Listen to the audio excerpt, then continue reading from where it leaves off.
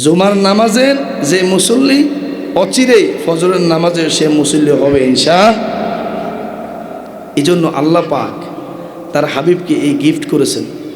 তবে পরিশেষে আল্লাহ পাক একথা বলে দিয়েছেন তার হাবিবকে, লা ইউবাদদিলুল কওলু লাদাইয়া, হে রাসূল আমি আমার কথার কোনো বরখেলাপ করব না, পরিবর্তন করব না।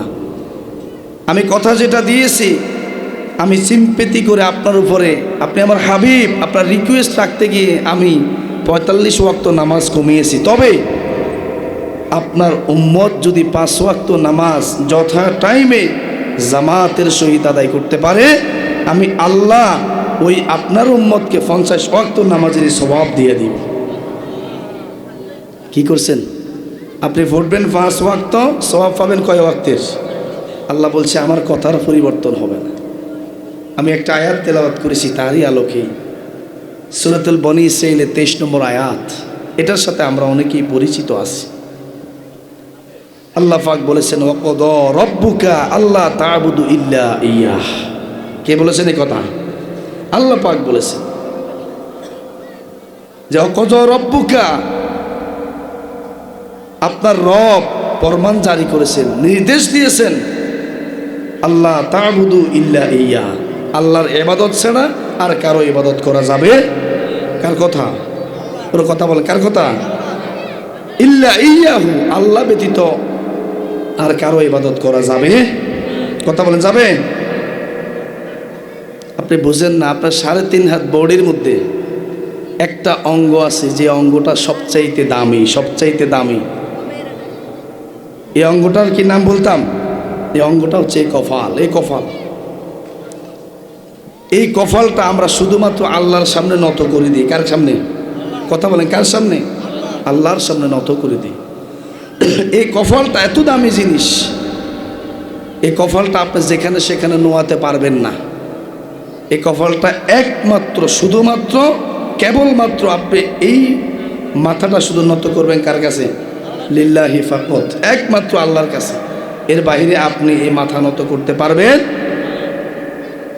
এজন্য আল্লাহ বলতেছেন ওয়াকাদা রাব্বুকা আল্লা তা'বুদু ইল্লা ইয়াহ।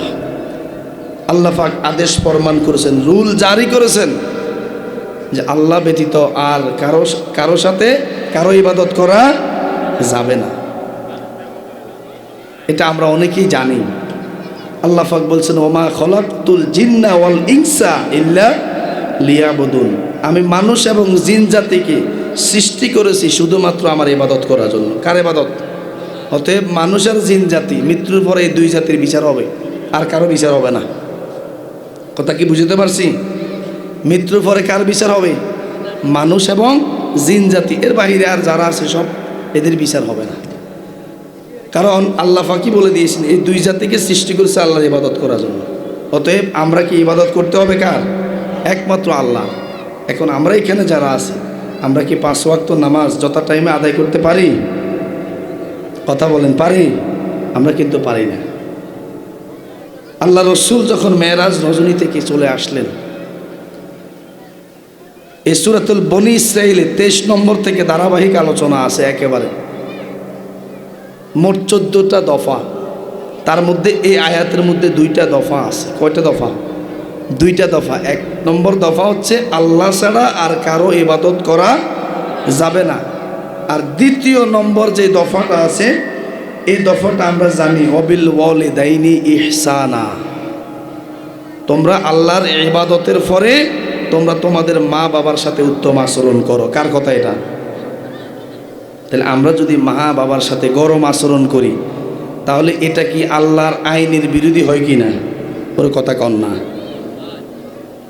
আপনি নামাজ না পড়লে যেমন আল্লাহর আইনের বিরোধী হবে, আপনি যদি মা বাবার সাথে খারাপ আচরণ করেন, উগ্র আচরণ করেন, তাহলে সেটাও আল্লাহর আইনের বিপরীত হবে কি হবে না? আল্লাহ নিজেই বলে দিয়েছেন ওয়াবিল ওয়ালিদাইনি ইহসানা, যে দুনিয়ার মানুষ তোমরা তোমাদের মা বাবার সাথে কি আচরণ করো? ইহসানা, উত্তম আচরণ করো। এখানে আল্লাহ পাক অন্য শব্দ ব্যবহার করতে পারতেন, ইহসানা ব্যবহার না করে, কিন্তু আল্লাহ পাক বলেছেন উত্তম আচরণ তোমরা তোমাদের মা বাবার সাথে করা লাগবে। আল্লাহ রসুল বলেছেন দুনিয়াতে মানুষ যদি আল্লাহর পরে যদি কোনো মানুষকে সেজদা দেওয়ার বিধান থাকতো তাহলে সেটা তার মা আর বাবাকে দিত, ঠিক কিনা? কিন্তু ওইটা দেওয়ারও কি নাই, বিধান নাই। এই জন্য আল্লাহ বলেছেন ওয়াবিল ওয়ালিদাইনি ইহসানা, তোমরা তোমার মা বাবার সাথে উত্তম আচরণ কি করো। এই নির্দেশনা, এই হুকুম, এই ফরমান জারি করছেন কে? একমাত্র আল্লাহ। আল্লাহ পাক আরো কথা বলেছেন ইম্মা ইয়াবলুগান্না ইনদাকাল কিবার আহাদুহুমা, যদি মা অথবা বাবা থেকে দুইজনের কোনো একজন বার্ধক্যে উপনীত হয়। কে বলছেন এই কথা?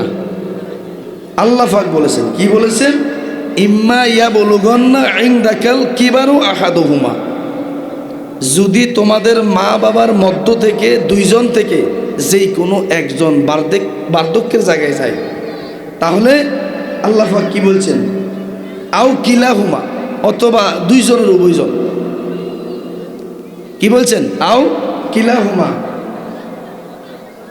এরপরে বলছেন ফালা তাকুল্লাহুমা উফিন, তোমরা তাদের সাথে উফ এই আওয়াজটাও করা যাবে। যদি করেন তাহলে আল্লাহর আইনের পরিপন্থী কাজ হয়ে যাবে। আল্লাহ কিন্তু এখানে ধারাবাহিক বলেছেন। আমি ওয়াজ কিন্তু টান দিন আজকে, এটা আমরা খেয়াল করছেন। সময় সামনে কম, টানি ওয়াজ করার আজকে সময় আমার হাতে নাই। কথা বুঝছেন না? মাত্র 20 মিনিট হাতে, অতএব এই জন্য আমি টানি নেই সামনের দিকে। আমি শুধু আয়াতের শাব্দিক অনুবাদটা আপনাদেরকে রেলি করে শোনাবো আজকে, এতটুকুই। এরপর আপনারা অনেক কিছু বুঝবেন এখান থেকে। কি বলেছেন? ইম্মা ইয়াবলুগান্না ইনদাকাল কিবার আহাদুহুমা, যে মা বাবার মধ্য থেকে দুইজন থেকে যেই কোনো একজন যখন বার্ধক্যে উপনীত হবে, আও কিলাহুমা, অথবা দুইজনের উভয়জন যদি বার্ধক্যে উপনীত হয়, তাহলে তোমরা তাদের সাথে শব্দটিও করা ফালা তাকুল্লাহুমা উফিন, তোমরা দুইজনের একজনের সাথেও এই শব্দটা ব্যবহার করতে পারবে না। সম্ভবত গত বুধবারে আমি ক্লাস 8-এ যখন ক্লাস করাচ্ছিলাম, আমি তখন তাদেরকে বলেছি, আমি বললাম দেখো, একজন মা একজন বাবা, একজন বাবা 8 থেকে 10 জন সন্তানকে একজন মা লালন পালন করে কিনা? খুব খেয়াল করেন।